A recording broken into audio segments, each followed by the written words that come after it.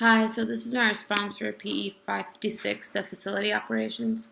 So we're asked to use a textbook and video presentation to discuss a daily operational plan for a sports facility to include operational needs on a typical day.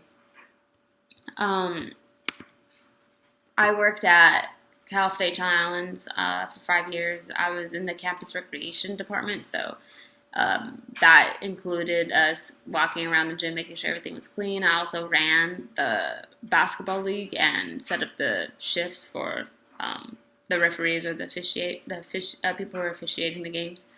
Um, but while I was there, I was also a part of cleaning the gym and making sure everything's up to par. We had to do risk management.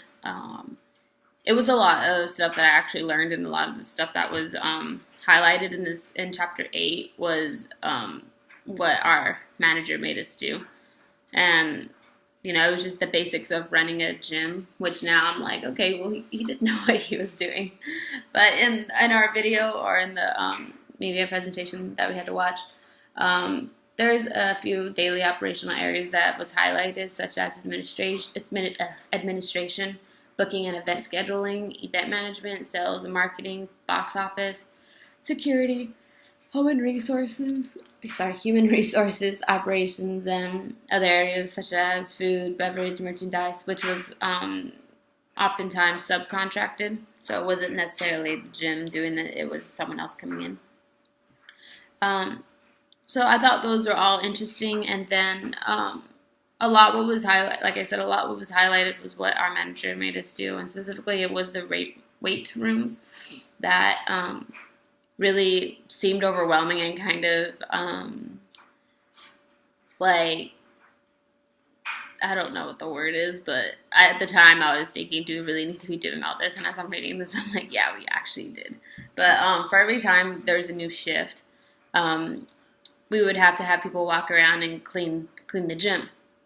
I just thought it was him having OCD and everything has to be clean, but no, I was wrong.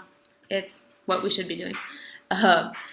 So we would have to have people who opened up the gym would obviously have to walk around, make sure everything was clean, make sure everything was nice and tidy. There isn't anything gross on the floor or anything like that. And then the second shift, which came in around noon, would have to do the same exact thing. And then the third shift came in around 3, 4ish, kind of close to 5ish, would do the same thing. And then closing, which they closed at like 10, I think 10:30. I think that's what it was. Would have to do the same thing again. So those tasks involved, walking into the gym, mopping, sweeping, and vacuuming the front area, and then going back, because the way everything's set up, it's literally it used to be a theater, so it's not even up to par gym wise, anyways. But so we walk in, and there's like a little lobby area, and then there's a gym. If you keep walking to your right is the weight room. So specifically in the weight rooms, we had to clean everything head to toe.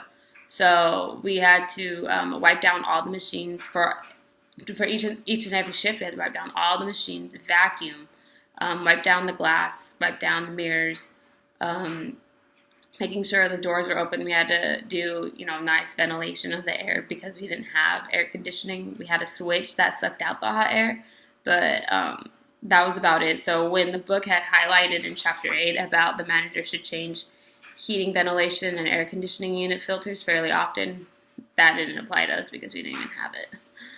But we did have to, wipe down the machines, turn them on, turn them off. Obviously, like turning them on in the morning and then turning them off at night. We weren't actually, one of the things I was listed was on page 206. At least one employee should take a certifying course provided by machine manufacturers to learn how to fix the machines. Given our manager, with our manager, we were just student assistants, so he didn't really trust us to go and like fix machines unless we showed some type of knowledge of it, or like we had some type of background experience in cleaning and fixing a machine. So oftentimes the machine was leased by someone else, and we would go and we would have to call someone to fix it for us. Another thing that we had to do was obviously cleaning the bathrooms. We had janitors for that, but we had to do typical stuff, making sure there's like toilet paper and paper towels and wiping down, any wet areas.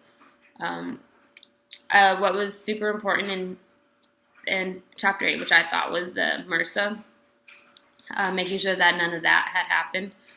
We actually do go into the restrooms and we spray down the showers, but given it was only one shower per restroom, and there's actually only one stall in there, so like I said, this should have been a theater. But really, the importance of reducing a staph infection is really important. Obviously back then I didn't really, I wasn't careless, but I didn't really know about staph infections or MRSA until I actually got it the following year that I had graduated. But that was just just a complete fluke. I had fallen on the floor and I got a cut on my knee, and I got a staph infection. I got MRSA. I was put on antibiotics, but I was fine. So this whole chapter was really interesting, and it really highlighted everything that I did when I was working at Campus Rec, and I'm really glad that my manager had kept it to the books and was really specific about everything. He even went around he would tell us during the spring we're going to have a spring clean, and they were like, okay. And he would come around and put his finger on something and be like, yeah, no, that needs to be cleaned. And he would literally go underneath machines where the machines weren't even being used, obviously from underneath that, put his finger on that. I was like, yeah, no, it needs to be cleaned. We're just really? Anyways, but we did it, and I'm glad he made us do that because he was just doing his job, and thankfully he was doing it to the book. So I'll have to go and visit him and be like, hey, did you use this book? Or But anyways, can't wait to watch you guys' videos. Sorry this ended up being kind of long.